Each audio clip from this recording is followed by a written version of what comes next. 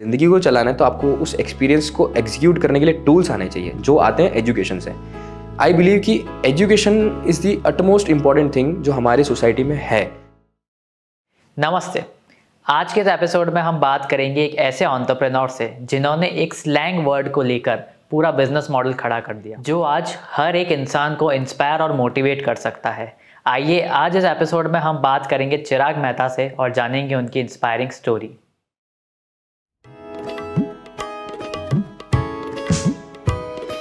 हौसलों में पंख लगा आसमां उड़ जाने की ख्वाहिशें है आंखों में देश भर छा जाने की उम्मीद है।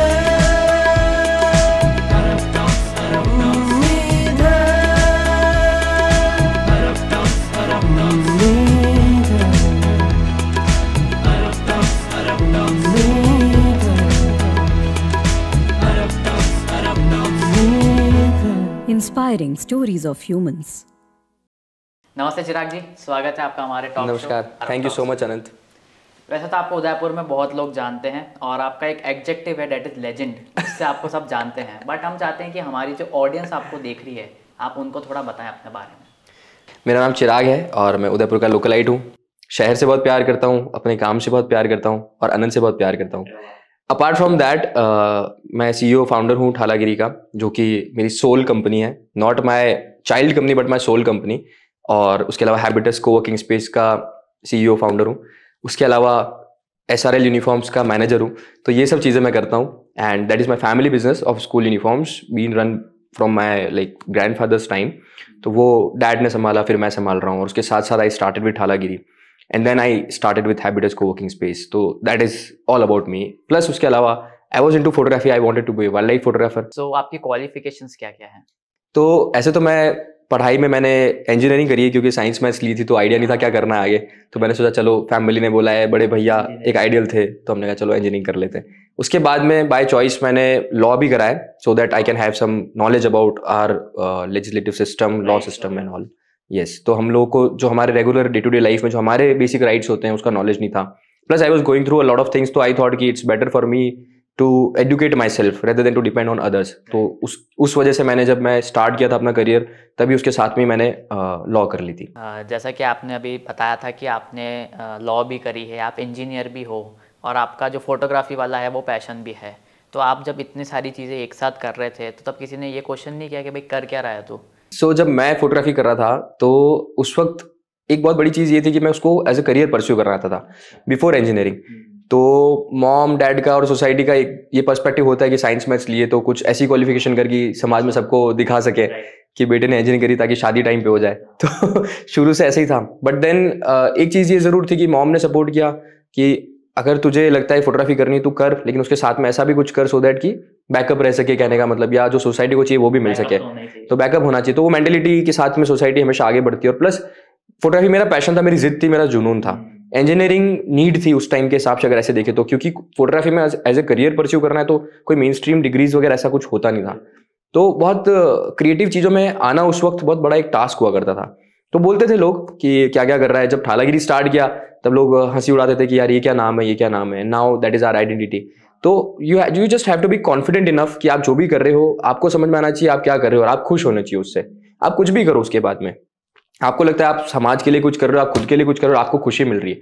तो मुझे नहीं लगता कि आपको दूसरों का सोचना चाहिए, दूसरे क्या सोच रहे हैं, आप क्या कर रहे हो। तो that's how I was always into the process and I never listen to other voices which are going around us कि सोसाइटी क्या बोलेगी, समाज को क्या बोलेंगे। इनिशियली मेरी जो टीम थी इनिशियल लेवल पे, इनिशियल टाइम पे, उनको अच्छा नहीं लगता था ठालागिरी नाम बताना। मेरी मॉम को किसी को बताना अच्छा नहीं लगता था कि ठालागिरी करता है मेरा बेटा। बट देन अब आज ठालागिरी इज वेरी नॉर्मल। सब आज खुशी से बोलते हैं कि हाँ ठालागिरी, हम ठाले हैं।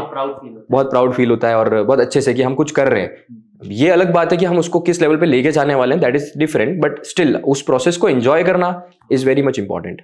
तो I have been enjoying that process from years now. जो ठालागिरी की जो बैक स्टोरी है, मतलब कोर जो स्टोरी है वो क्या है, थोड़ा उसके बारे में बताएं। सो ठालागिरी जब स्टार्ट किया था तो ठालागिरी कोई एक बहुत बड़ा विजन नहीं था, या कुछ भी उसके पीछे कोई बहुत बड़ा आइडिया नहीं था कि हम कंपनी को कॉर्पोरेट लेवल पे लेके जाएंगे या इसको कंपनी फॉर्मेट में बनाना है। Thalagiri was just an idea. Idea ऐसे आया कि जब फैमिली में ऐसी कोई सिचुएशन हुई कि I have to look after family business which I never wanted to do, तो मुझे स्कूल यूनिफॉर्म के बिजनेस में आना पड़ा when I was doing my engineering. तो जब मैं 4th ईयर में था तब डैड बीमार हो गया और उस वजह से फैमिली में ऐसा हो गया था कि just to meet our daily needs, तो आपको फैमिली बिजनेस में आना पड़ा। And I was the only one who was able to look after the business because मैं डैड के साथ बचपन से ही काम कर रहा था, उनको देखता था, बहुत क्लोजली अटैच था डैड से। तो ऑब्वियसली वो उस वजह से मेरे लिए ईज भी था बिजनेस को एक्सेप्ट करना। बट कहीं ना कहीं जो सोल थी, जो मन था, वो फोटोग्राफी में था, वो वाइल्ड लाइफ में था, वो इन सब चीज़ों में था। और एक प्लेटफॉर्म जिसको मैं क्रेव कर रहा था मुझे कभी मिला नहीं इन 2-3 साल में। बट हाँ, ये जरूर है कि मैंने काफ़ी कुछ एक्सप्लोर किया वाइल्ड लाइफ में, असिस्ट किया फोटोग्राफर्स को, तो सीखा बहुत कुछ। But then at some point of time जब मैं स्कूल यूनिफॉर्म के बिजनेस में था, I was confined in 4 walls.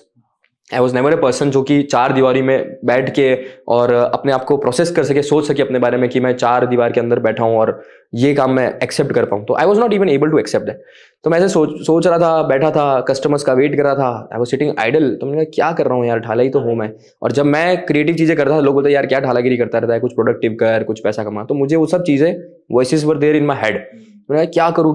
तो I just randomly book the domain by the name of Thalagiri. I had no idea what to do about it, but मुझे लगा यार ये क्रेजी लग रहा है, कुछ ले लेते हैं इसको। तो मैंने डोमेन परचेज कर लिया 2014 में। आई स्टिल रिमेंबर मेरे डैड को मैंने लूज किया फरवरी 2014 में, और 2014 अप्रैल में आई हैड दिस आइडिया कि यार I want to do something on my own, but I was not able to figure it out. तो मैंने thalagiri.com डोमेन बुक कर लिया। लेटर ऑन लगभग 8 महीने लगे उस डोमेन पे काम करने में, सोचने समझने में। But then later on I figured it out कि जब मेरी जो प्रॉब्लम थी, जब मुझे प्लेटफॉर्म चाहिए था फोटोग्राफी का, वो इजीली अवेलेबल प्लेटफॉर्म था नहीं।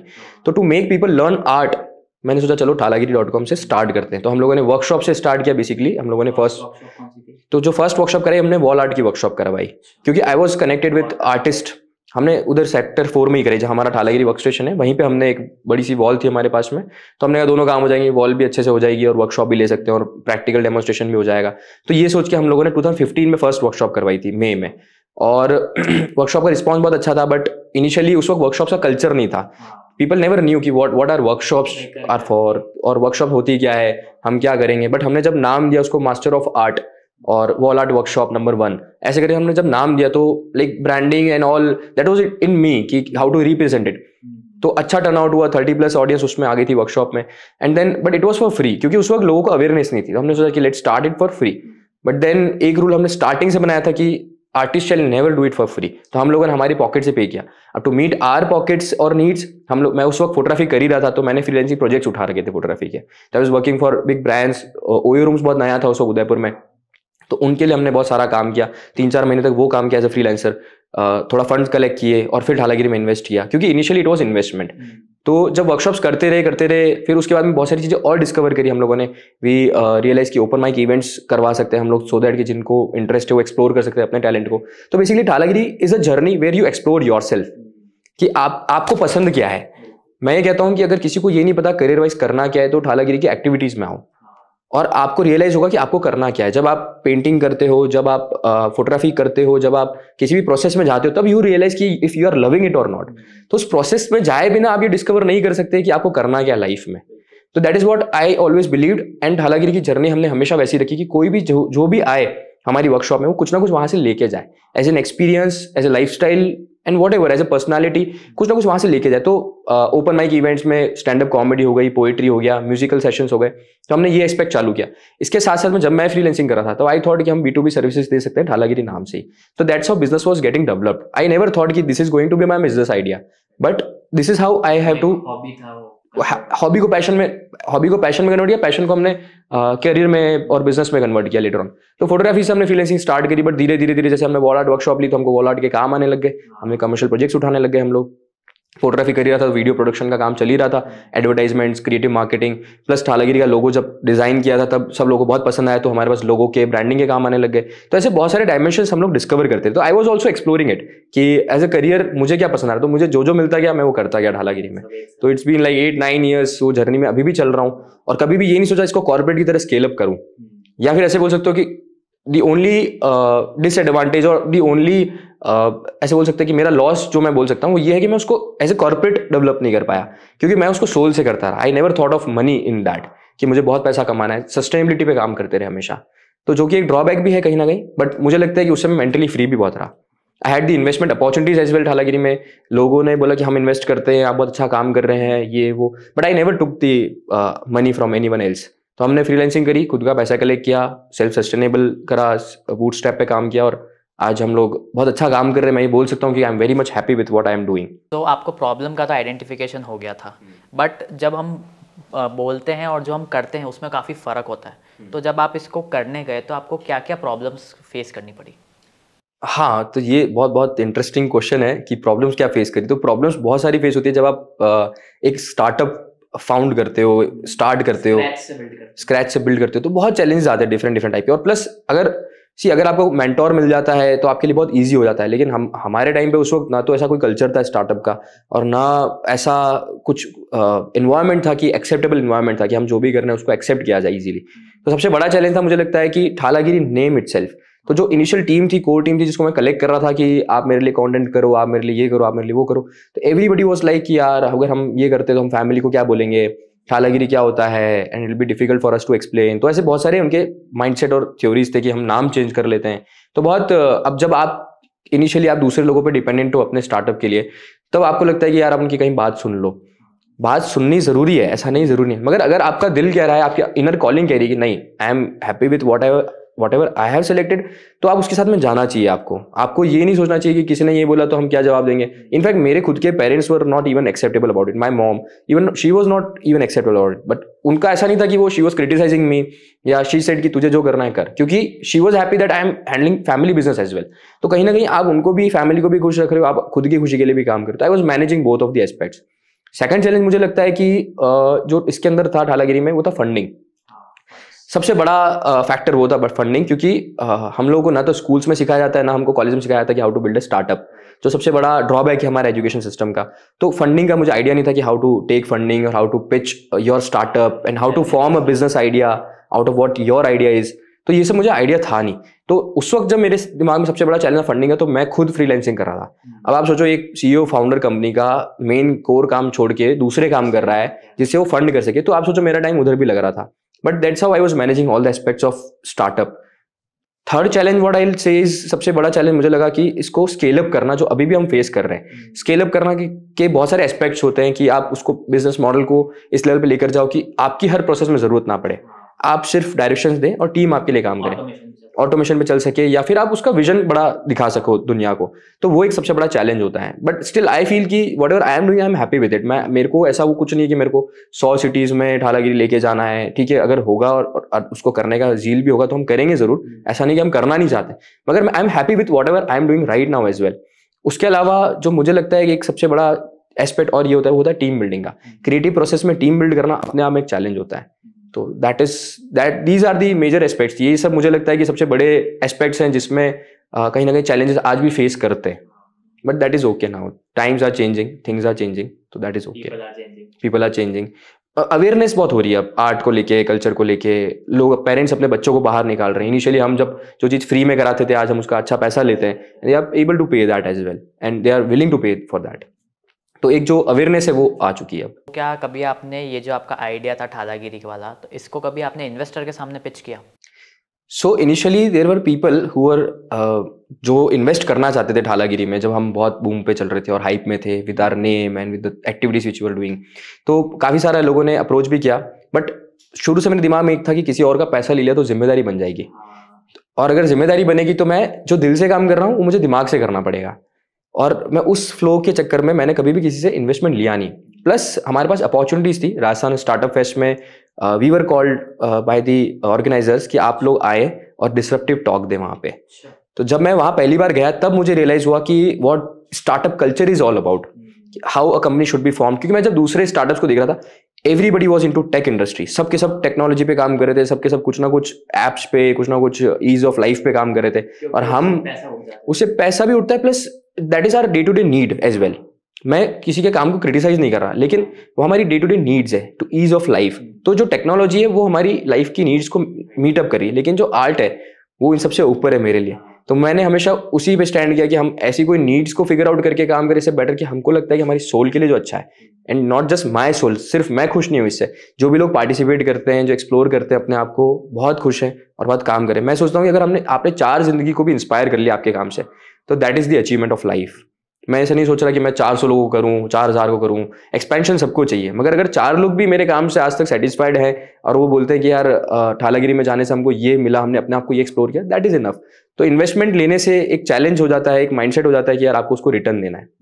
And what if we are not even able to make return out of what we are doing from our soul. तो मुझे लगता है जो दिल से जो खुशी मिल रही है उस काम को करने में, जो फ्रीडम है, वो सबसे सुप्रीम है मेरे लिए। बट हाँ, ये जरूर है कि अगर ऐसी फ्यूचर में कोई अपॉर्चुनिटी आएगी, क्योंकि अभी हम लोग उसको कॉर्पोरेट लेवल पे फॉर्म करने का सोच रहे हैं, तो if there is a future opportunity जहाँ पे हमको लगता है हम इन्वेस्टमेंट लेके जो B2B सर्विसेज हमने ठालागिरी में स्टार्ट करी थी, उससे हम रिटर्न शो कर सकें, रिटर्न दे सकें हमारे इन्वेस्टर्स को, तो प्रोबेबली हम लोग फ्यूचर में इन्वेस्टमेंट सीख करेंगे। तो जो सपोर्ट सिस्टम होता है वो बहुत इंपॉर्टेंट होता है किसी भी स्टार्टअप को सर्वाइव करने के लिए। So who all are your supporters जो इस टीम के पीछे? सो जो आइडिया है ठालागिरी और जो विजन है ठालागिरी, उसके पीछे बहुत लोगों का हाथ है। मुझे ऐसा लगता है कि हमेशा फ्रंट फेस मैं रहा, लेकिन पीछे के लोगों की स्टोरी किसी को नहीं पता। मुझे लगता है सबसे बड़ी मोटिवेशन, सबसे बड़ा जो मुझे लगता है कि सपोर्ट सिस्टम रहा है मेरा, वो है ऑडियंस, जो पार्टिसिपेंट्स हैं, जो हमारे इवेंट्स में आते हैं, जो हम लोग को सपोर्ट करते हैं इवेंट्स में आके, टिकट्स खरीदते हैं और ये नहीं सोचते कि यार हमको तो बहुत महंगा पड़ रहा है, सस्ता पड़ रहा है। तो वो सबसे बड़ा सपोर्ट सिस्टम होता है किसी भी बिजनेस के लिए। मुझे लगता है क्लाइंट सबसे बड़ा सपोर्ट होता है। लेकिन जब क्लाइंट्स नहीं होते इनिशियल डेज में आपके, जब आपको आइडिया रन करना होता है, तब जो कोर लोग आप चुनते हो, those are your support system. तो आपको सबसे पहले बहुत वाइजली उनको चुनना पड़ता है। तो मेरे साथ में तौहीद था स्टार्टिंग में, तरुणा थी, और ऐसे काफ़ी सारे लोग थे। स्पेशली मेरी मॉम ने मुझे बहुत सपोर्ट किया कि कभी मुझे रोका नहीं है। एटलीस्ट मैं ये बोलता हूँ कि जो एक मेंटेलिटी होती है सोसाइटी की कि यार ये क्या कर रहा है, इससे पूछो करो, तो शी नेवर क्वेश्चनड मी कि तू क्या कर रहा है। वो बोलते तुझे जो सही लगे तू कर, तेरे पास लिमिटेड टाइम है, तेरे पास लिमिटेड चीज़ें हैं, उसके अंदर तुझे जो लगता है तू एक्सपैंड करना था तू कर। तो she always challenged me and my expansion कि आप इसको, और मैंने बहुत पॉजिटिवली लिया उसको। मुझे लगता है सबसे बड़ा क्रिटिसिज्म जो मिलता है वो आपको आपकी फैमिली से मिलता है, और सबसे बड़ा जो सपोर्ट मिलता है वो आपकी फैमिली से मिलता है। और जब आप मेंटली फ्री होते हो इन सब चीज़ों से, कि जब आपकी फैमिली आपको क्रिटिसाइज नहीं कर रही होती है, या जब आपको लगता है कि फैमिली को कोई प्रॉब्लम नहीं है जो आप उससे कर रहे हो, तो आप बहुत फ्रीली काम करते हो। तो जो फ्रीडम होती है, मेंटल फ्रीडम जो होती है, उससे बड़ा कोई सपोर्ट होता नहीं है। तो मुझे लगता है मेरी मॉम सबसे बड़ा सपोर्ट था इनिशियल डेज में। जो टीम बनी, फिर जो लोग आए, उन्होंने फिर से ठालागिरी में अपने आप को इन्वेस्ट किया, अपना काम इन्वेस्ट किया, टाइम दिया अपना, तो वो लोग मेरा सबसे बड़ा सपोर्ट सिस्टम थे। मतलब उनको आपका जो $1 बिलियन आइडिया है वो समझ में आ गया था। आई वुड रेदर नॉट से $1 billion idea, but $1 billion dreams idea, because we are fulfilling dreams, and the biggest example of that is my own sister. अगर आप मुझसे पूछते हो कि मैंने क्या अचीव किया, तो मेरे लिए सबसे बड़ा अचीवमेंट ये कि वो अपनी कॉर्पोरेट जॉब छोड़ के, उसको जो पसंद था, उसकी जो इनर कॉलिंग थी, वो केक बनाने में आ गई। Basically she is a chef now, she is a home baker now, तो she runs her own bakery now. और ये कैसे आया, this is because of a workshop. She was, मेरी सिस्टर खुद वॉलंटियरशिप कर रही थी हमारे साथ में एक केक वर्कशॉप के लिए। हम लोग एक केक वर्कशॉप कर रहे थे उदयपुर में, 2 दिन की वर्कशॉप थी, जिसमें 3-4 तरह के केक बनाना सिखा रहे थे, शेफ थे। हमने ओबरॉय वने विलास से शेफ को हायर किया and we conducted a workshop in Udaipur. तो मैंने बोला कि अभी तू फ्री है, सैटरडे संडे है, तो चल हमारे साथ में और वहाँ वॉलंटियरशिप कर लेना। तो उसने विलिंगली हाँ बोल दिया कि उसको कुकिंग वगैरह का शौक था। वो आ गई, she was into core corporate job, और जब वो आई उसने एक्सप्लोर किया, उससे मजा आया केक बनाने में। बोले यार मुझे अच्छा लग रहा है, मैं घर पे बनाती हूँ। तो उसने एक्सपेरिमेंट किया घर पे, और जब उसने एक्सपेरिमेंट किया तो 2-3 बार उसने बनाया, टेस्ट अच्छा नहीं लगा, तो आई सेड कि आप उसको स्टार्ट कर सकते हैं as a business. Casually she said कि हाँ मुझे करना है, एंड दैट्स हाउ उसकी बेकरी रन हुई। And now I know that she has earned a name for herself in Udaipur as well. तो she is the best example जो मेरे खुद के घर में है। मुझे कहीं बाहर मोटिवेशन के लिए जाना नहीं है, तो घर में ही है सबसे बड़ा एग्जाम्पल, जो ठालागिरी में उसने अपने आप को एक्सप्लोर किया और उससे उसने रियलाइज किया कि मेरी कॉलिंग ये है, and now she is doing pretty well. जिन लोगों के साथ आपने इनिशियली काम किया था वो लोग आज भी आपके साथ जुड़े हुए हैं? सो जिन लोगों के साथ मैंने इनिशियली काम किया वो सबसे पहले मेरे दोस्त थे, चाहे वो आज काम में इन्वॉल्व हो या ना हो, मगर वो आज भी मेरे दोस्त हैं। That is what I have achieved. I believe कि आप जब भी कोई स्टार्टअप करते हो तो आपके रिश्ते बिगड़ते हैं। मैंने अपने रिश्ते बिगड़ने नहीं दिए, तो वो मेरे लिए बहुत इंपॉर्टेंट है। जरूरी नहीं है कि आप जो बिजनेस कर रहे हो उससे आपको रिटर्न मिल जाए या आप उससे बहुत पैसा कमा लो, मगर जो लोग मेरे से जुड़े वो उनके दिल से जुड़े थे, और आज भी वो दिल से कहीं ना कहीं सपोर्ट करते हैं ठालागिरी को। तो ऐसा नहीं है। और टीम्स अगर बात करूं, जब हमने प्रॉपरली हायर करना चालू किया लोगों को एज ए कॉर्पोरेट, तब टीम बनती है, बिगड़ती है, मगर आपके वो सपोर्टर रहने चाहिए, मैं मानता हूँ। और आप अपने रिलेशंस को हमेशा अच्छा रखो, क्योंकि at the end of your life, जब आपका जिंदगी जब एंड की तरफ जाएगी, क्योंकि मैंने बहुत सारे ऐसे स्पीच सुने, बहुत सारे ऐसे लोगों से बात करी है, उम्र दराज लोगों से, जिन्होंने अपनी लाइफ का एक्सपीरियंस यही शेयर किया कि रिश्ते बहुत ज़रूरी हैं। और इनफैक्ट एक बहुत बड़ी रिसर्च है, मतलब ज़्यादा डिटेल में नहीं बताऊंगा, बट बहुत बड़ी रिसर्च है, ह्यूमन हिस्ट्री की सबसे बड़ी रिसर्च है, कि at the end of your life आपको रियलाइजेशन होता है अपने रिश्तों का, कि आप कितने लोगों से आपने अच्छे रिश्ते बना रखे हैं। तो ये बहुत बड़ी रिसर्च है।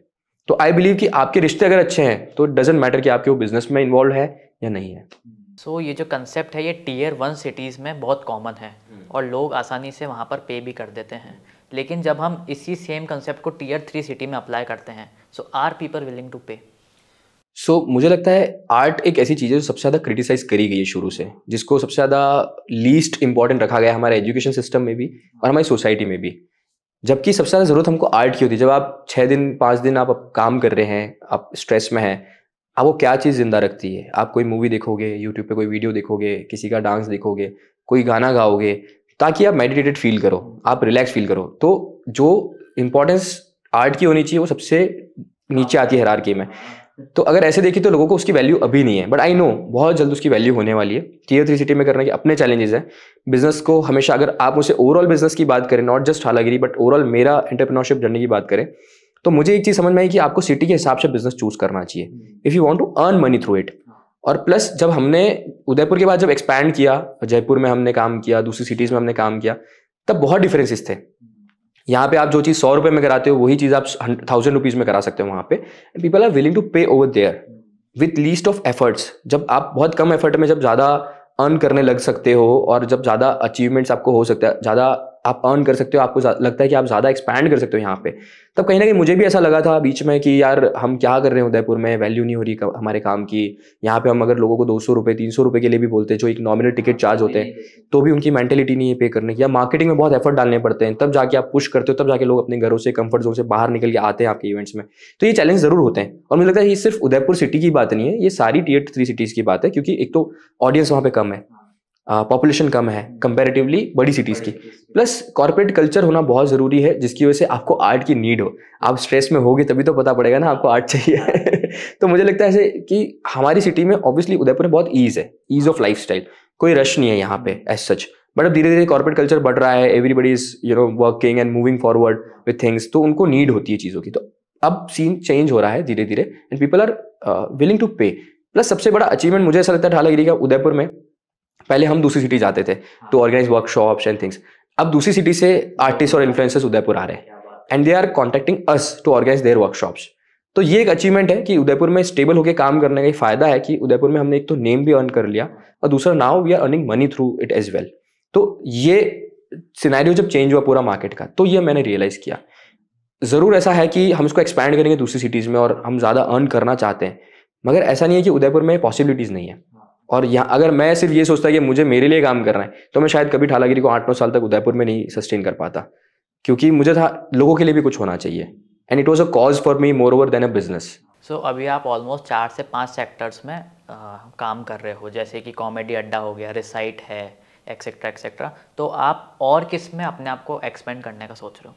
सबसे अच्छी बात जो है ढालागिरी के बारे में, उसका जो नाम हमने ढालागिरी रखा, उसका हमने टैगलाइन दिया एवरीथिंग क्रिएटिव। तो क्रिएटिव एस्पेक्ट में आप जो भी कुछ सोच सकते हो, हम उसमें एक्सपैंड कर सकते हैं, हमको फ्रीडम है उस चीज़ की। हम कहीं पे भी कन्फाइंड नहीं कि Thalagiri is known for this thing only, या हम सिर्फ और सिर्फ कॉमेडी कराते हैं, पोइट्री शोज कराते हैं, या म्यूजिकल सेशंस कराते हैं, या आर्ट वर्कशॉप्स कराते हैं। हम कन्फाइंड नहीं है कहीं पे भी। तो हमारे पास बहुत सारी एम्पल ऑफ अपॉर्चुनिटीज़ हैं, कुछ भी क्रिएटिव दिखता है हम लोग कर लेते हैं, हमको लग रहा है ये क्रिएटिव है चलो ये कर लेते हैं। दूसरी बात रही बात, अगर हम फील्ड में एक्सपैंड करने की बात करें, मुझे लगता है इसको दूसरी सिटी में एक्सप्लोर करना बहुत जरूरी है। प्लस मेरा जो विजन है ढालागिरी को लेकर अब आगे आने वाले टाइम में, वो है इसको सेंट्रलाइज सिस्टम बनाना, इसको ऑटोमेशन पे रन करना और टीम्स डेवलप करना, लोगों को डेवलप करना, ताकि हर सिटी में एक प्रॉपर प्रोसेस के थ्रू हम एक्टिविटीज कर सकें। क्योंकि एंड रिजल्ट बहुत जरूरी है। आप कोई भी एक्टिविटी करें, उसका एंड रिजल्ट क्या हो रहा है वो बहुत जरूरी है। अगर हम किसी से कोई पोएट्री कर रहा है तो उसका वीडियो आना बहुत जरूरी है, उसको उसका फायदा मिलना बहुत जरूरी है, ताकि उसको एक होप रहे, एक उसको उम्मीद रहे जो भी पार्टिसिपेंट है उसको। तो ये एक एक्सपेंशन का एक आइडिया है। दूसरा जो मुझे इंपॉर्टेंट पार्ट और इंपॉर्टेंट एस्पेक्ट लगता है, जो मुझे बहुत अंदर से अच्छा लगता है करना, वो लगता है लोगों से बात करना। और वो मैं ढालागिरी टॉक्स करके हमारे पॉडकास्ट सेशंस होंगे, उसमें हम लोग करेंगे, एक्सपैंड करेंगे। तो वो जो भी इन्फ्लुएंशियल लोग हैं और जो भी कुछ अच्छा काम कर रहे हैं सोसाइटी के लिए, या कुछ अलग काम कर रहे हैं जो सोसाइटी को इंस्पायर करते हो, उन लोगों को हम बुला के वहाँ पे उनसे बातें करेंगे। तो आप इतने अलग अलग टाइप का जो काम करते हो, तो आप उसमें कंटेंट कौन सा कंज्यूम करते हो? अगर आप ऐसे बोल रहे हो कि मैं ऑनलाइन क्या देखता हूँ, सबसे ज़्यादा। मतलब तो सब ऑनलाइन ऑफलाइन किसी को देख के ऐसा? टू बी ऑनेस्ट, ना तो मैं टीवी देखता हूँ, ना मैं यूट्यूब देखता हूँ एज सच, ना मैं फेसबुक इंस्टाग्राम देखता हूँ। मैं सोशल मीडिया भी यूज़ करता हूँ सिर्फ और सिर्फ अपनी बात बताने के लिए यूज़ करता हूँ, किसी की सुनता ही नहीं हो। क्योंकि उसका एक रीज़न है, क्योंकि इतने सारे प्रोसेसेस होते हैं दिन भर के कि अगर मैं ये सब चीज़ें करने लग जाऊँगा तो वो सब काम बहुत ख़राब होगा।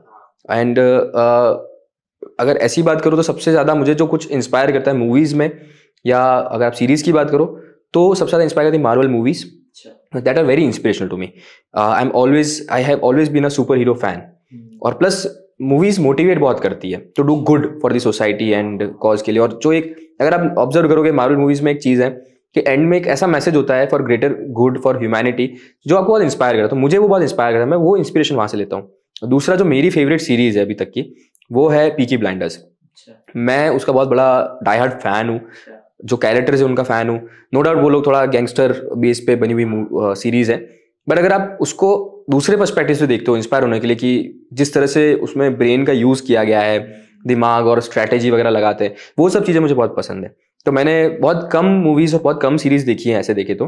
8-9 साल से मैं इस प्रोसेस में ही लगा हूँ, काम करने के प्रोसेस में, एग्जीक्यूशन के प्रोसेस में। तो कंजप्शन बहुत कम रहा है ऐसे देखे तो, बट जो रहा है जिसमें जो बेस्ट था वो ये 2 चीज़ें, Marvel movies and Peaky Blinders, that's it.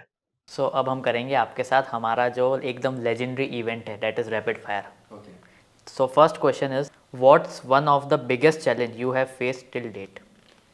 So it is always a process for me. तो मैंने कभी किसी चीज़ को चैलेंज की तरह लिया ही नहीं। क्या बात। I enjoyed the process, I enjoyed the journey. Next is, describe yourself in 3 words। मैं मतलब खुद के लिए नहीं बोल रहा, ऐसा लोग बोलते हैं ऐसा कि Vasco D gamma of Udaipur, because नई नई चीज़ें चालू कर रहे हैं। और मेरी फैकल्टी ने ये बात बोली है मुझे, जो इंजीनियरिंग के टाइम में मेरे टीचर थे उन्होंने ये बात बोली, Vasco D gamma of Udaipur. अपने आप को अगर डिस्क्राइब करूँ तो एडवेंचर लवर और केयरिंग, चार्मिंग और डैशिंग डूड। नेक्स्ट है, you have a dinner party with any 4 people in the world, who will you invite? Basically जो मुझे जो इंस्पायर करते हैं वो 2 लोग हैं सबसे ज़्यादा, मेरी बड़ी इंस्पिरेशन है। तो उनके साथ मैं डिनर करना चाहूँगा ऑफ कोर्स, रतन टाटा के साथ में और MS धोनी के साथ में। ये दोनों बहुत बड़ी इंस्पिरेशन है मेरे लिए। दोनों like god fathers to me, biggest inspiration, my motivation, my gurus. मैं इनको बहुत फॉलो करता हूँ, तो इनके साथ मैं ऑफ कोर्स डिनर करना चाहूँगा। Next is, what motivates you to get out of the bed in the morning? Mummy, I think. Late उठता हूँ तो वही उठाते हैं सबसे पहले। तो वही मेरी मोटिवेशन है, वही मेरा डर है, उन्हीं की वजह से मैं जल्दी से उठ जाता हूँ। बट मोर ओवर अगर ऐसे देखूँ तो मेरा काम मुझे बहुत इंस्पायर करता है। I want to work every day, तो उस वजह से मुझे लगता है कि जल्दी उठना है, प्लस ट्रैकिंग पे जाना होता है, एक्टिविटीज़ करनी होती है, एडवेंचर करना होता है, ये पहाड़ चढ़ना होता है। तो ये सब चीज़ें मुझे बहुत मोटिवेट करती है। और उसके बाद में काम में जब लगता हूँ तो अलग तरीके का मेडिटेटिव सिनेरियो होता है। तो मतलब पहाड़ मुझे बहुत मोटिवेट करते हैं। Next is, what's the favourite part of your work? To meet new people, plus to explore new dimensions and to learn new things. Like this journey have taught me a lot of things. मतलब बहुत कुछ सीखा हूँ इस पूरी journey में। इतने लोगों से मिलना, इतने लोगों का प्यार मिलना, इतने लोगों का एप्रिसिएशन मिलना, और प्लस मोर ओवर सीखने को मिलना उन सबसे। तो ये मुझे, क्योंकि मैंने कभी इतनी बुक्स नहीं पढ़ी, ना मैं कभी कोई ऐसा सीरीज या मूवीज वगैरह देखी जिससे इंस्पायर हूँ, लेकिन लोगों से मिलके उनकी जर्नी से सीखना, ये मेरा बेस्ट पार्ट होता है पूरे दिन का। कि किसी की लाइफ आपको अगर इंस्पायर कर दे और उससे आप कुछ एक कतरा भी चुन लो, उसकी लाइफ की इंस्पिरेशन मोटिवेशन आपके लिए बहुत है। तो वो मेरे लिए सबसे बड़ा, मेरे काम में सबसे बड़ा इंटरेस्टिंग पार्ट वही है। Next is, what do you do in your free time? तो मैं कभी फ्री होता ही नहीं हूँ। ठाला सिर्फ एक नाम है, लोगों को लगता है कि ठाला का मतलब फ्री रहना है एंड ऑल, बट मुझे फ्री रहना बिल्कुल पसंद नहीं है। और प्लस अगर मैं कभी फ्री होता भी हूँ या कभी मुझे कुछ करना है कॉन्शियसली, तो मैं ट्रैकिंग करना या स्विमिंग करना प्रेफर करता हूँ rather than doing anything else, because that motivates me. उससे मैं मेडिटेटिव फील करता हूँ और मैं लगता है मुझे कुछ मैं चैलेंजिंग कर रहा हूँ, तो वो मुझे सबसे अच्छा लगता है करना। बाकी फ्री नहीं रहता मैं। Very busy. Next is, how do you manage stress? So of course stress होता है, ऐसा नहीं कि स्ट्रेस नहीं होता है, स्ट्रेस होता है बहुत सारी चीज़ों का। लेकिन सबसे बड़ी चीज़ है कि आपको इनर पीस में होना बहुत ज़रूरी है। आपको एक्सेप्टेंस होना और सिचुएशन को एक्सेप्ट करना बहुत ज़रूरी है। आपको काम रहना और काम दिखना, दोनों चीज़ बहुत ज़रूरी, ताकि आपके आसपास का इन्वायरमेंट काम रहे। मोर और मुझे ये चीज़ ये समझ में आई इन ऑल दीज ईयर्स, जब मेरी फैमिली एक बहुत ही ज़्यादा टर्बुलेंस से गुजर रही थी अपनी लाइफ के, तो मैं बहुत स्ट्रेस में रहता था और मेरे स्ट्रेस से फैमिली और ज़्यादा स्ट्रेस में रहती थी। जब मैंने अपने आप को काम, हाँ, क्योंकि सी अब आपसे मोटिवेट हो रहा है, अगर आपका परिवार आपसे चल रहा है, आपका फैमिली आपको देखते हैं रोज और आप उनके लिए इंपॉर्टेंट हो, तो कहीं ना कहीं आपकी एनर्जी से उनकी एनर्जी कोलाइड करेगी या फिर मिक्स होगी, और आपकी फैमिली की एनर्जी भी वैसी ही होगी जैसी आपकी एनर्जी है। तो मैं धीरे धीरे धीरे इस चीज़ को समझा, और जब मैंने अपने आप को पीस में लेकर आया, मैंने योगा, मेडिटेशन, ये सब चीज़ें चालू करी, आर्ट ऑफ लिविंग का हैप्पीनेस कोर्स किया, टू बी एट पीस, वो सीखा, उसको एक्सप्लोर किया। तो जब मैंने वो सब चीज़ें एक्सप्लोर करी, तब मुझे रियलाइज हुआ जितनी ज़्यादा पीस मेरे अंदर होगी उतनी ज़्यादा पीस मैं बाहर दे पाऊंगा। और जब मैं पीस में आने लगा, तो मुझे लगता है मेरी लाइफ का सबसे बड़ा अचीवमेंट है कि I brought peace to my family. जिस सिचुएशन से हम निकल रहे थे, उस सिचुएशन से पीस में आना सबसे बड़ा टास्क था। What's your biggest accomplishment till date? मुझे लगता है उदयपुर अगेंस्ट कोरोना जो हमने टीम फॉर्म करी थी to help people during second wave of Covid, मुझे सबसे बड़ा अचीवमेंट वो है, क्योंकि बाकी सब तो जर्नी है, बाकी सब तो प्रोसेस है जो खुद के लिए, मगर किसी और के लिए कुछ करा और उसमें आपको रिजल्ट्स मिले, वो सबसे बड़ा अकम्पलिशमेंट है मेरे लिए। Next is worst advice you ever got? To change the name Thalagiri. So वापस coming back to the interview, एक होती है धंधा अप्रोच, जिसका मतलब होता है कि हर चीज़ से पैसा बनना चाहिए। तो आपकी क्या सोच है? सो मुझे लगता है कि सिर्फ पैसा शैल नॉट बी इम्पॉर्टेंट। आप कुछ भी चीज़ कर रहे हो उसके पीछे बहुत सारे रीजंस होने चाहिए। सिर्फ मनी माइंडेड होकर पैसा कमाना तो वो सब कर रहे हैं। अगर आपको कुछ अलग करना है तो अपनी सोल के लिए करो, अपने हार्ट के लिए करो सबसे पहले। दूसरा, undoubtedly money is very important. मैं ऐसा नहीं कह रहा money is not important, money is very important, but that does not mean कि आप सिर्फ और सिर्फ पैसे की ही बात करो या पैसे के लिए ही काम करो। आपकी सोल, आपकी फैमिली और आपकी पॉकेट्स, ये तीनों चीज़ें सेटिस्फाई हो सके, बैलेंस बना के काम करो कि तीनों चीज़ें बैलेंस बोले। ज़्यादा पैसा कमाने से भी क्या होगा, मुझे बताओ, एक बात बताओ, ज़्यादा पैसा कमाने से क्या हो जाएगा? हम लोग क्या कर लेंगे? आप क्या खरीद सकते हो? सब कुछ खरीद लोगे आप दुनिया में, लेकिन उससे क्या? जब तक आप सोसाइटी के काम नहीं आ सकते हो, जब तक आप कुछ ऐसा काम नहीं करो जो लोगों के काम नहीं आ सकते हो, आपका पैसा आपके भी काम नहीं आ पाएगा। मुझे ऐसा लगता है ज़्यादा पैसा होना it is good, luxury life हम सब डिजर्व करते हैं, हम सब क्रेव भी करते हैं, कहीं ना कहीं वो होना भी चाहिए। मगर मेन जो कॉज होना चाहिए आपके काम से related is for the society now, कि आप सोसाइटी के लिए भी कुछ ऐड करो। और चाहे आप अपने काम से नहीं कर पा रहे हो ऐड, मे बी आप ऐसा कोई कॉर्पोरेट बिजनेस कर रहे हो, कोई ऐसा कुछ काम कर रहे हो, बट आपका पैसा कुल मिला के काम आना चाहिए to the society. That is more important. तो मैंने जब स्टार्ट किया था ठालागिरी, तो पैसे का कभी विजन नहीं था। मुझे लगता है शायद इसी की वजह से मैं ठालागिरी को अभी तक कैरी फॉरवर्ड कर पा रहा हूँ। और आज भी मेरे को ऐसा नहीं है कि मुझे उसमें अरबों खरबों पैसे बनाने करने, क्योंकि पैसा कमाने के लिए बहुत सारे दूसरे बिजनेसेस हैं जो मैं कर रहा हूँ, और उससे ठालागिरी को फंड भी कर रहा हूँ कहीं ना कहीं। And I feel happy about it कि मेरा जो एक ड्रीम है, मेरा जो एक सपना है, वो जिंदा है।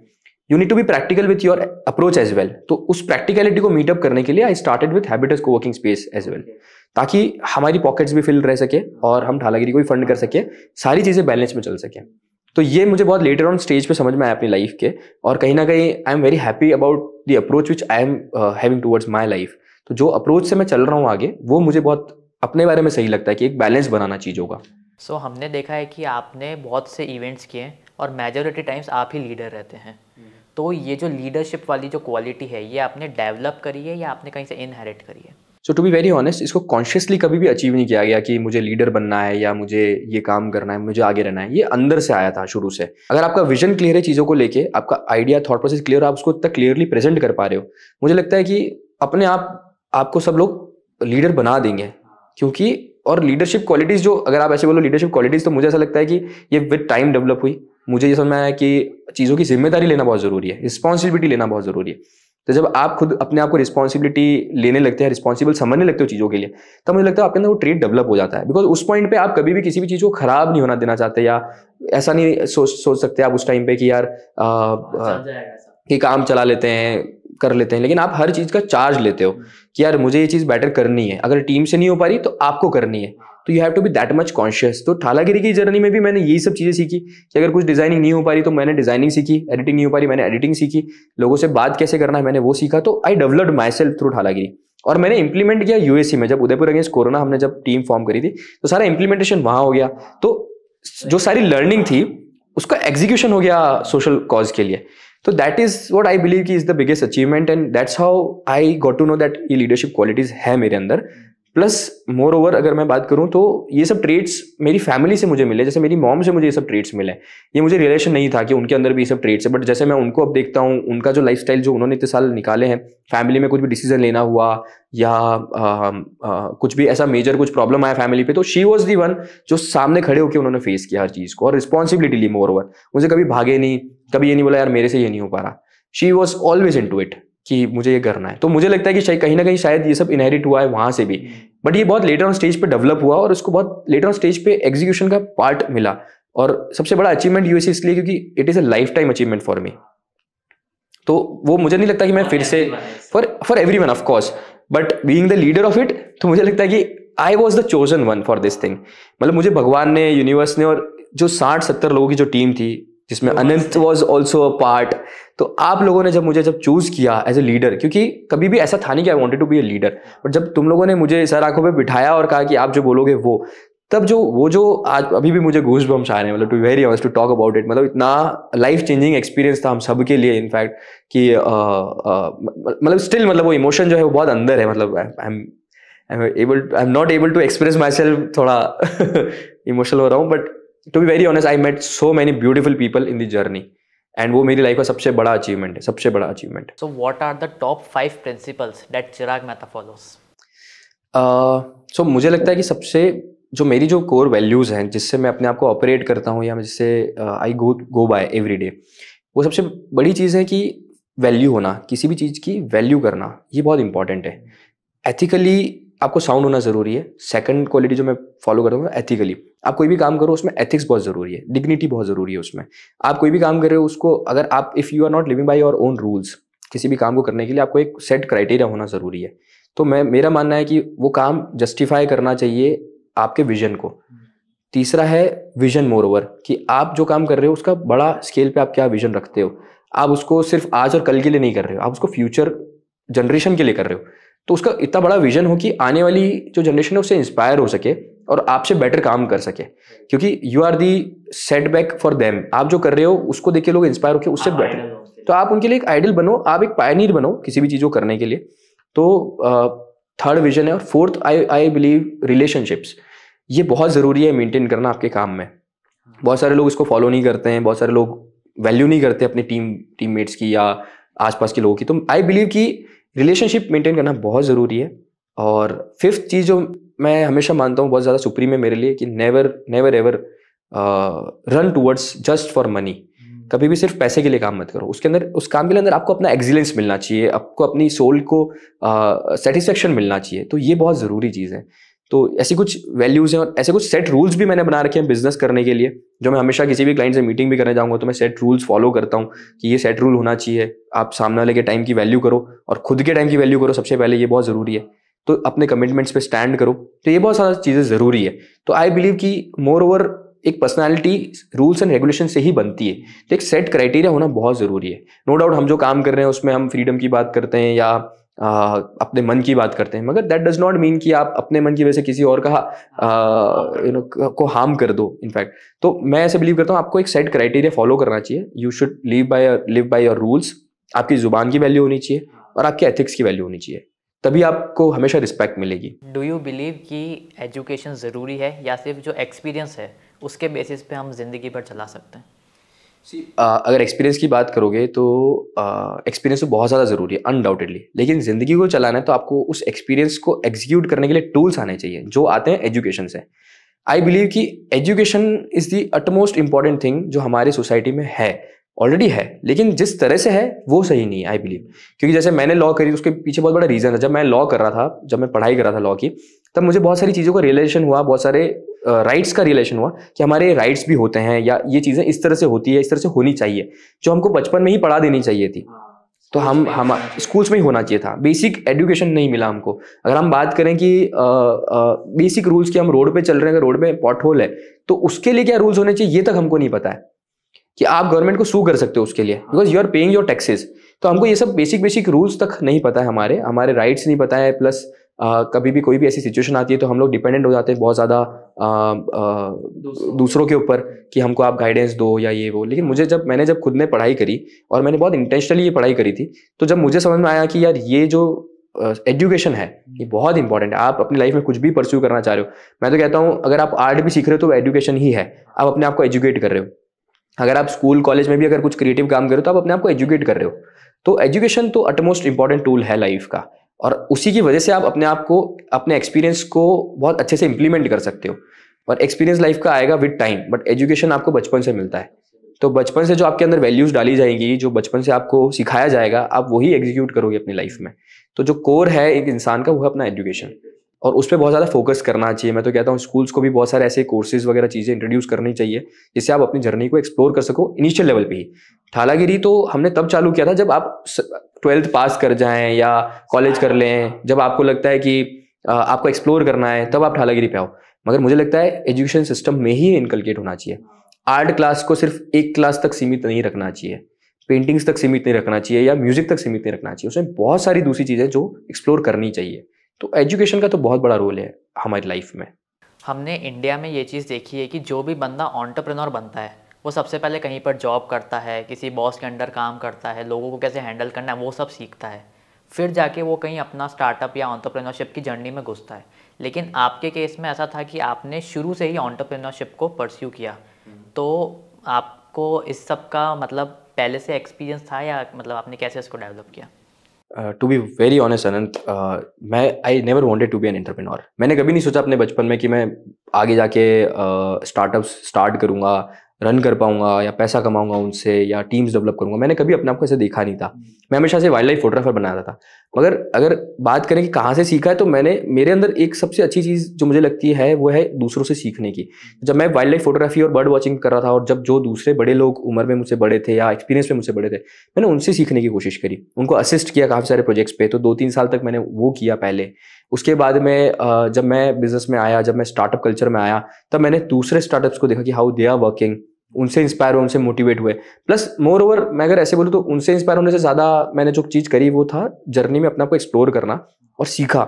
गलतियाँ बहुत करी, फेलियर्स बहुत मिले, गलतियाँ बहुत करी, टीम गलत चूज़ करी, टीम सही भी चूज़ करी। तो जब गलत सही आपको लगा कि हाँ ये मेरे लिए बेनिफिट है, मेरे स्टार्टअप के लिए ये मेरे को नुकसान दे रहा है, जब आपने डिसीजन मेकिंग करना चालू कर दिया, तब आपको समझ में आ गया कि हाँ यार ये राइट ह्यूमन में इन्वेस्ट करना, कि आपने सही इंसान के अंदर इन्वेस्ट किया। तो मेरे लिए जो एंटरप्रेन्योरशिप जर्नी थी वो मुझे लगता है अभी भी वो स्टार्टअप ही है पूरा मेरे लिए सब कुछ। चाहे मैं करते हुए मुझे 8-9 साल हो गए, पर मुझे आज भी स्टार्टअप वाली फीलिंग आती है। मुझे ऐसा नहीं लगता कि मैंने कुछ बहुत ज़्यादा कुछ अचीव कर लिया है, या मैं बहुत ज़्यादा लोगों को इंस्पायर कर रहा हूँ इससे। नो डाउट जो मैं काम कर रहा हूँ कुछ डिफरेंट है, डिसरप्टिव है, कुछ लोग उसको देख के इंस्पायर भी बहुत होते हैं, कुछ लोगों को सोल के लिए भी कुछ मिलता है। बट मोर ओवर जब मैंने अपनी जर्नी करी तो मुझे समझ में आया कि कैसे एक स्टार्टअप बनना चाहिए, और कैसे आप किसी प्रॉब्लम को बड़े लेवल पे सोच के उसको सॉल्यूशन निकाल रहे हो। तो जो फेलियर से जब आप सीखते हो, मोर ओवर मैं ये बोलूँगा कि I always invest in humans. मैंने हमेशा इंसानों पे इन्वेस्ट किया है, not just in terms of money but in terms of my time, in terms of my startup as well. तो आपके पास इनिशियल लेवल पे टीम बहुत अच्छी होनी चाहिए, और एक बैक सपोर्ट होना बहुत ज़रूरी होता है किसी भी स्टार्टअप के लिए कि वो सस्टेन कर पाए। तो मेरे पास जब बैक सपोर्ट नहीं था, ऐसे देखे थे टेक्निकली सपोर्ट था, हाइपोथेटिकल बात करें तो सपोर्ट था, फैमिली से था सपोर्ट, किसी ने कभी ऑब्जेक्शन नहीं किया किसी चीज़ पे, सब कुछ अच्छा था सपोर्ट सिस्टम। लेकिन सबसे बड़ी चीज़ होती थी फंडिंग और आपको टीम बिल्डिंग। फंडिंग करने के लिए मेरे पास खुद के पास काबिलियत थी, तो मैं ऐसे बोलता हूँ कि जब आपके पास में कुछ नहीं होता है बेचने के लिए, आप खुद को बेचना सीखो। जिस दिन आपने खुद को मार्केट में रख दिया कि भाई हाँ मेरे पास ये टैलेंट है और मैं इससे पैसे कमा सकता हूँ, तो वाई नॉट। तो दैट्स हाउ आई फंडेड ठालागिरी। तो जब मुझे समझ में आया कि सेल्फ सस्टेनेबल बनना है एक पॉइंट पे आके, जब तो धीरे धीरे जाके हम लोगों ने B2B सर्विसेज भी डेवलप कर ली। एंड मोर ओवर मैंने इतना ज़्यादा थॉट प्रोसेस नहीं दिया, मैंने हमेशा अपॉर्चुनिटीज़ को येस करा, किसी काम को ना करता ही नहीं था। इनिशियल 5-6 साल तक सब जो समझ में आया हाँ ये क्रिएटिव काम है कर लेते हैं, ये चीज़ अच्छी लग रही कर लेते हैं। तो उस एक्सप्लोरेशन से मैंने लर्न किया, क्योंकि एक तो होता है आप टेक स्टार्टअप चला रहे हैं, आपको पता है ये प्रॉब्लम एग्जिस्ट कर रही है और आप उसका सोल्यूशन निकाल रहे हो। हम जब कर रहे थे, जब मैंने ठालागिरी स्टार्ट किया, तब एक्चुअल में देखे तो प्रॉब्लम जरूर पता थी, मगर करना क्या है वो नहीं पता था, बट वो एक्सप्लोरेशन से पता पड़ा। एंड नाउ आई बिलीव कि इतना एक्सपीरियंस और इतना नॉलेज हो चुका है कि अब स्टार्टअप्स बिल्ड करना is not a big deal now, कि we know the process now, we know the people now, we have resources. अब लोगों को जानते हैं, पहचान है, कुछ भी प्रॉब्लम लगती है, हाँ ये प्रॉब्लम है, तो उसको आप आइडेंटिफाई करके सॉल्व कर सकते हो easily. You have the resources now and with time. And now like I am into business development as well. लोगों को मेंटरशिप दे रहे हैं स्टार्टअप्स बनाने के लिए, उस चीज़ को प्रमोट करने के लिए, क्योंकि आई नो कि स्टार्टअप इज द फ्यूचर।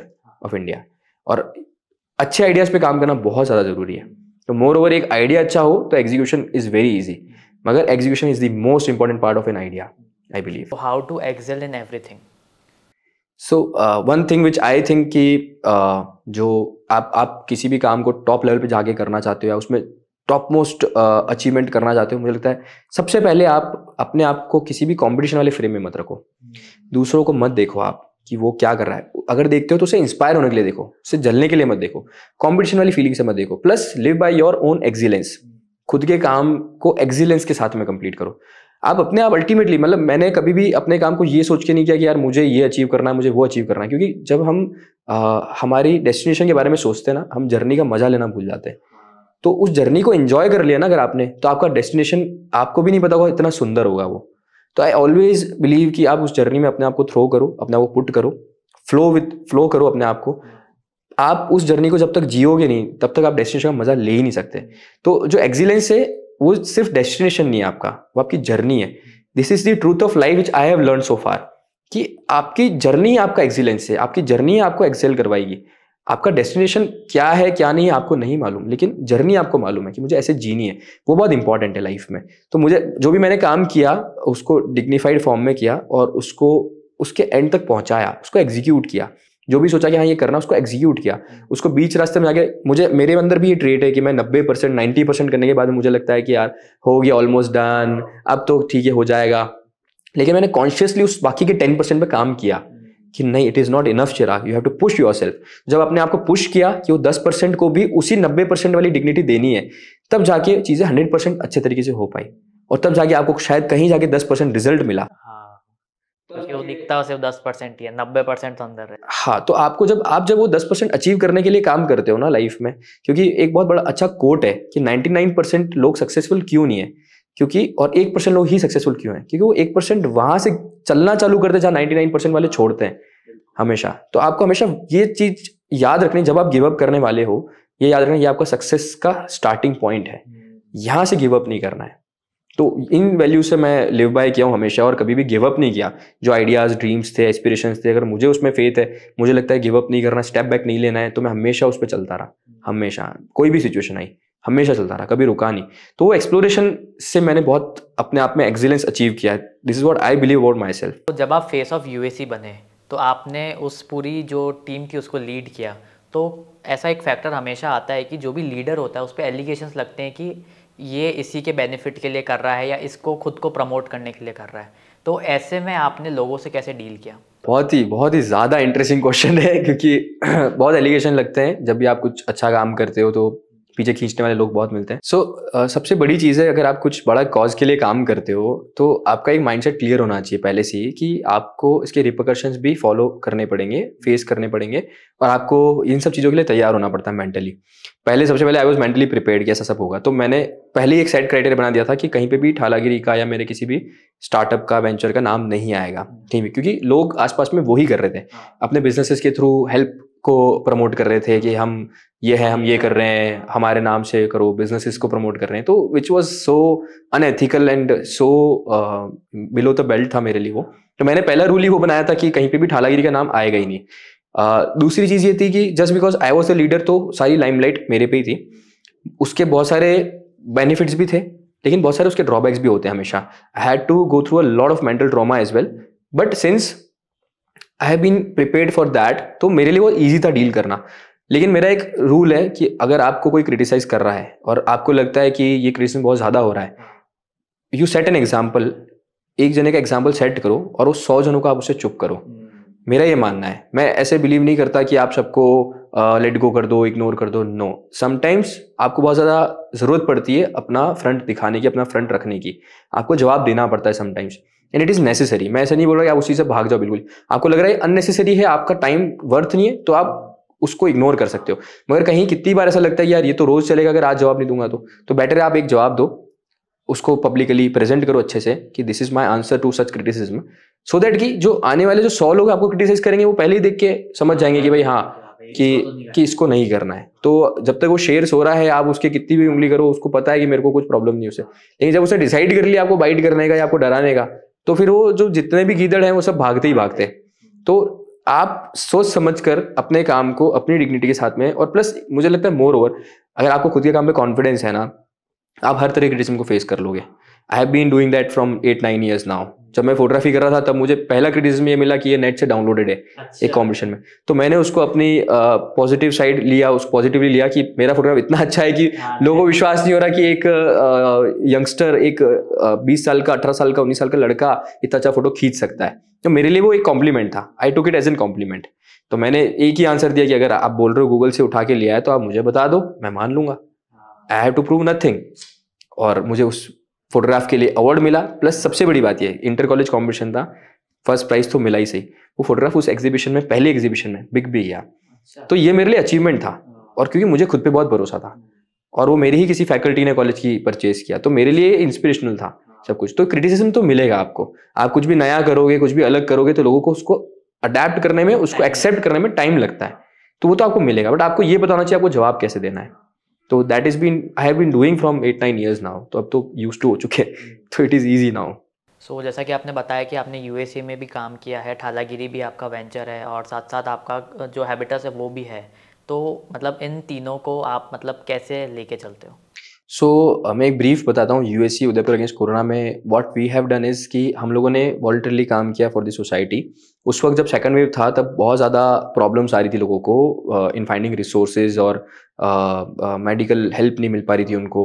तो हम लोगों ने सोचा, स्कैरसिटी थी, और हम लोग उस वक्त ये देख रहे थे कि लोग बाग सिर्फ क्रिटिसाइज करें गवर्नमेंट को। तो थॉट प्रोसेस ये था कि यार हम हर वक्त क्रिटिसाइज ही करेंगे तो इससे बेटर अभी नीड है, नीड ऑफ द आर ये है कि हम खुद जब कर सकते हैं और हम खुद का सिस्टम बनाना चाहिए हमको। It's high time. क्रिटिसिज्म के लिए तो बाद का बहुत टाइम पड़ा हुआ है, दूसरे बहुत लोग कर रहे हैं, हम लोग भी अगर वही करेंगे तो उससे क्या हो जाएगा। इट्स बेटर कि जो इंस्टेंट नीड है उस पर फोकस किया जाए। तो हम लोगों ने एक हेल्पिंग सिस्टम बनाया, more than 60 people were there, in fact Anant was also part of that.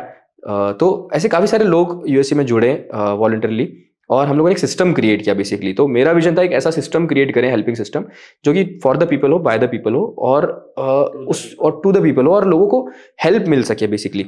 Government numbers पे जब हम कॉल कर रहे थे तो government numbers were so much engage, और उनके पास इन्फॉर्मेशन भी नहीं हुआ करती थी। हम लोगों ने पूरे डिपार्टमेंट्स डेवलप किए। तो इट वॉज मेरे को लगता है मेरी लाइफ का सबसे बेस्ट प्रोजेक्ट यूएससी था। चाहे उससे मैंने इन टर्म्स ऑफ मॉनेटरी बेनिफिट मुझे ना मिले, लेकिन जो दुआएं मिली उससे बड़ा, जो लोग कमाए उससे बड़ा मुझे नहीं लगता कि कोई अचीवमेंट रहा है मेरे पास में अभी तक अपनी लाइफ का। तो उदयपुर अगेंस्ट कोरोना में पूरा एक कॉर्पोरेट मॉडल हमने डेवलप कर दिया, और उसको नॉट जस्ट इन उदयपुर, हम लोगों ने जयपुर, जोधपुर और मोडासा 4 cities में भी इंस्पायर करके वहाँ इंप्लीमेंट किया। वेबिनार्स लिए, हमारे पे रिसर्च की गई उस मॉडल के ऊपर। 45,000 प्लस कॉल्स अपने अचीव किए इन लेस देन 60 days।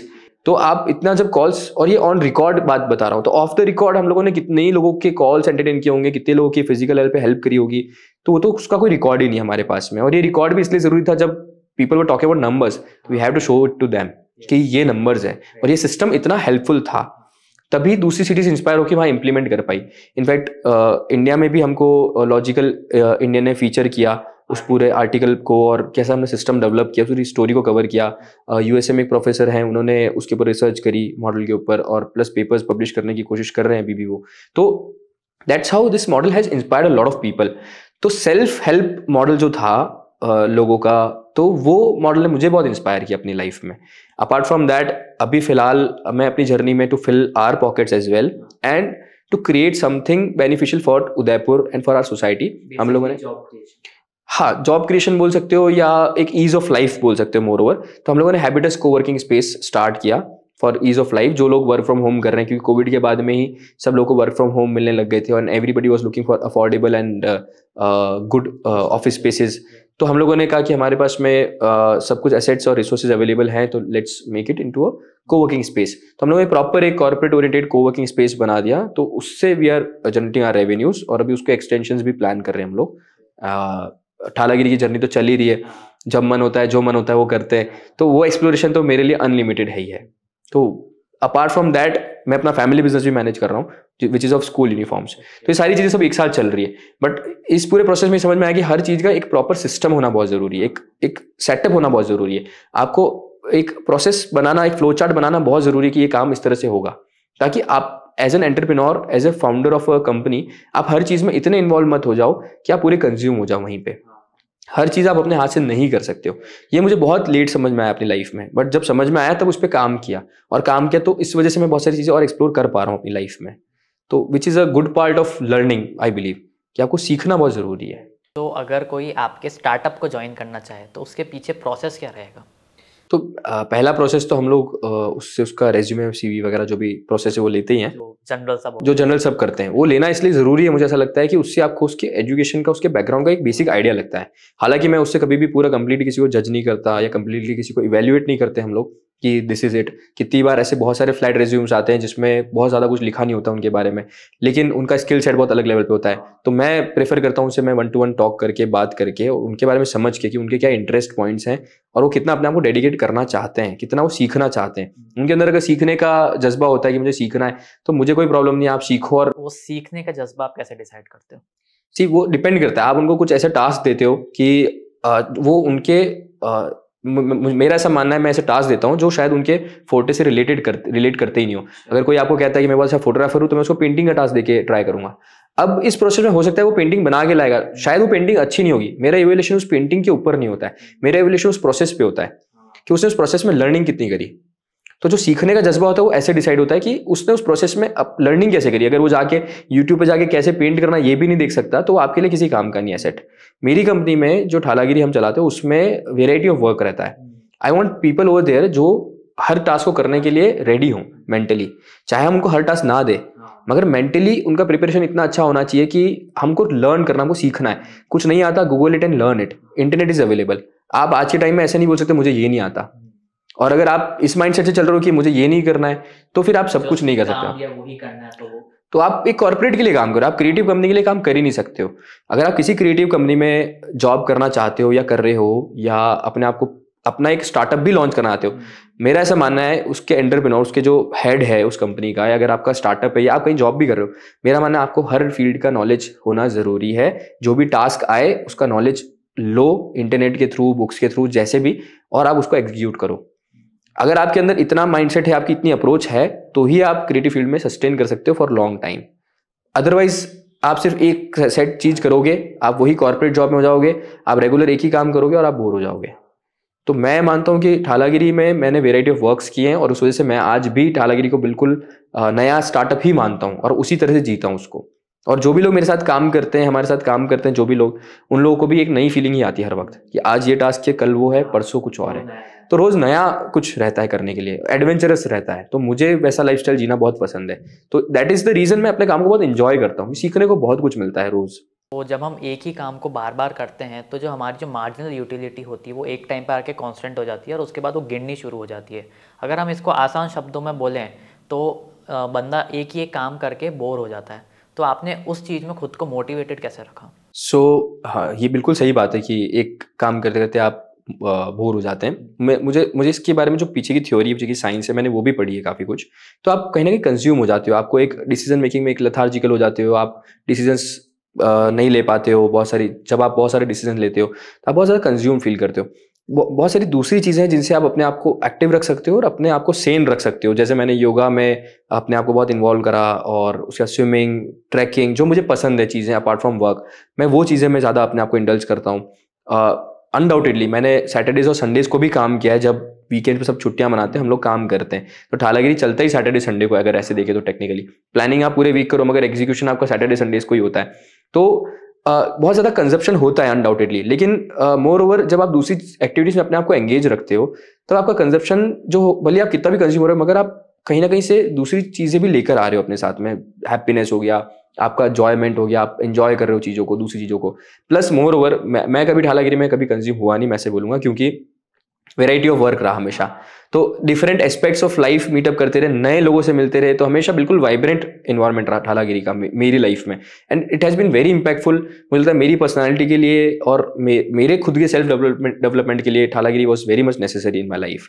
और अगर शायद ठालागिरी नहीं होता तो मैं भी शायद कोई एक कोर टेक कंपनी चला रहा होता, या मे बी कुछ और कर रहा होता, and not just what I am doing right now. तो ठालागिरी ने मुझे बहुत कुछ दिया है। तो और वेराइटी ऑफ वर्क करने से एक आप खुश भी बहुत रहते हो। मुझे ऐसा लगता है कि आप नए लोगों से मिलते हो। इनफैक्ट मैं आप लोगों से भी कहीं ना कहीं ठालागिरी की वजह से ही कनेक्टेड हूँ। तो उसी से मैं सब लोगों से कनेक्ट हुआ। और उसी से मेरी इमेज डेवलप हुई। तो मुझे नहीं लगता कि मेरा कोई भी काम ऐसा था जो कॉन्स्टेंटली एक तरीके से चला। तो वेराइटी ऑफ वर्क रहा और मैं इंजॉय करता रहा अपनी जर्नी को। सो थैंक यू चिराग जी हमारे शो पर आने के लिए, और जो आपने इतनी सारी चीज़ें बताई है उससे हम आशा करते हैं जो भी व्यूअर्स देख रहे हैं उनकी लाइफ में कुछ ना कुछ वैल्यू एड ज़रूर हुई होगी। So before wrapping up the show, मैं चाहूँगा कि आपको हमारे टॉक शो पर आकर कैसा लगा और आप क्या एडवाइस देना चाहेंगे हमारे व्यूवर्स को, या जो एंटरप्रेन्योर्स अब बनने की सोच रहे हैं वो आपको देख के क्या सीखें।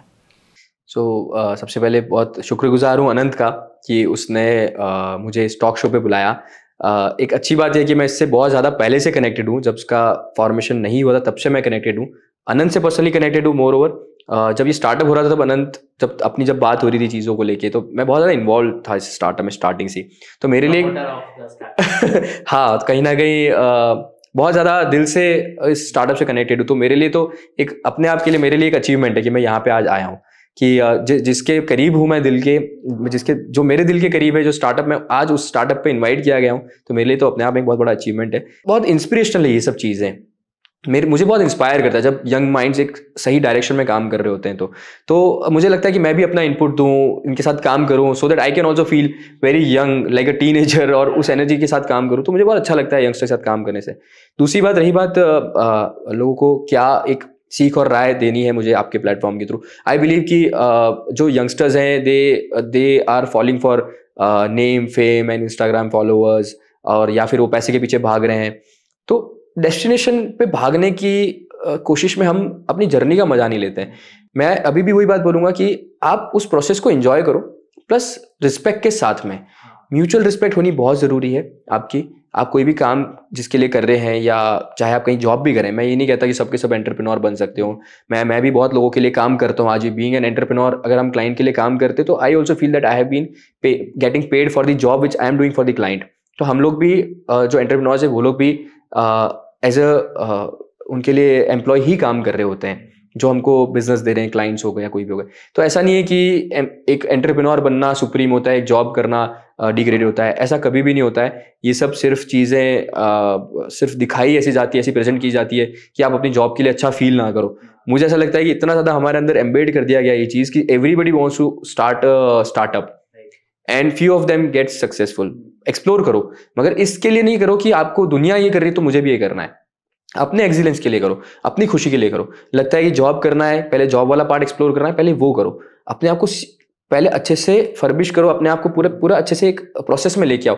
अपने आप को पहले रेडी करो उस प्रोसेस के लिए। अगर आप रेडी नहीं हो, एक बहुत अच्छी एक प्रोवर्ब है अल्बर्ट आइंस्टाइन की, कि अगर मुझे एक पेड़ काटने को दिया जाएगा, आई थिंक अल्बर्ट आइंस्टाइन की, if I am not wrong, तो एक पेड़ काटने के लिए एक्स दी जाएगी मुझे, तो मैं, और अगर मेरे पास लिमिटेड टाइम है, तो पहले मैं उस टाइम के अंदर मेजर पार्ट जो है उस एक्स को शार्प करने के लिए यूज करूंगा, और फिर उस पेड़ को काटूंगा। और हम लोग क्या करते हैं, हमारे में टैलेंट है नहीं, हम उस टैलेंट को पूरा रिफाइन कर नहीं रहे, हम सीख नहीं रहे, और हम पहले ही प्रोसेस में कूद गए। तो आपको रिजल्ट्स हमेशा लेट मिलेंगे या फिर नहीं मिलेंगे। रिजल्ट्स चाहिए आपको लगता है कि नहीं मुझे कुछ अच्छा करना है, तो आप पहले सीखो अच्छे से। That is what I believe, और उस प्रोसेस में अपने आप को समर्पित कर दो। मैं ये मानता हूँ कि कोई भी चीज़ सीखने के लिए पहले अनडू करना बहुत ज़रूरी है, अनलर्न करना बहुत ज़रूरी है। आप अगर कोई चीज़ आपको आती है और आपको लगता है कि मुझे कुछ सीखना है इसमें, तो आप पहले ये भूल जाओ कि आपको कुछ आता है, तभी आप नया सीख पाओगे, तभी आपके अंदर एक्सेप्टेंस आ पाएगी कि मैंने कुछ सीखा, तभी आप वहाँ से कुछ लेके जा पाओगे। तो जब आपके अंदर वो हम्बलनेस आ जाएगी, ह्यूमिलिटी आ जाएगी, तभी आप कुछ चीज़, कुछ प्रोसेस की रिस्पेक्ट कर पाओगे। तो आई ऑलवेज बिलीव कि मुझे जब भी कोई नया टास्क मिलता है, मैं उसको जीरो से स्क्रैच से ही, चाहे मेरे पास कितना भी एक्सपीरियंस हो, उसको मैं रखता हूँ अपने साथ में। लेकिन मैं हमेशा उस प्रोसेस को सीखने के लिए जब अपने आप को डेडिकेट करता हूँ, तो मैं इस भावना से ही करता हूँ कि मुझे कुछ आता नहीं है। तभी आप अच्छा सीख पाते हो, तभी आपके अंदर एक्सेप्टेंस आ पाती हो, तभी आप हम्बल हो पाते हो। क्योंकि विद टाइम आपके अंदर कहीं ना कहीं, आपके अचीवमेंट्स के थ्रू आपके अंदर कहीं ना कहीं एरोगेंस आएगा, कहीं ना कहीं आपके अंदर ईगो आएगा कि यार मुझे ऐसे ट्रीट किया, मुझे वैसे बोला, मुझे ये किया, मुझे वो किया। जब आप उस मैं को खत्म कर देते हो, तब आप उस प्रोसेस में अपने आप को बहुत अच्छे से एक्सप्लोर कर पाते हो। Thank you so much Anant for inviting me, it was a pleasure for me. I hope कि आप लोगों का एक्सपीरियंस मेरे साथ अच्छा रहा होगा।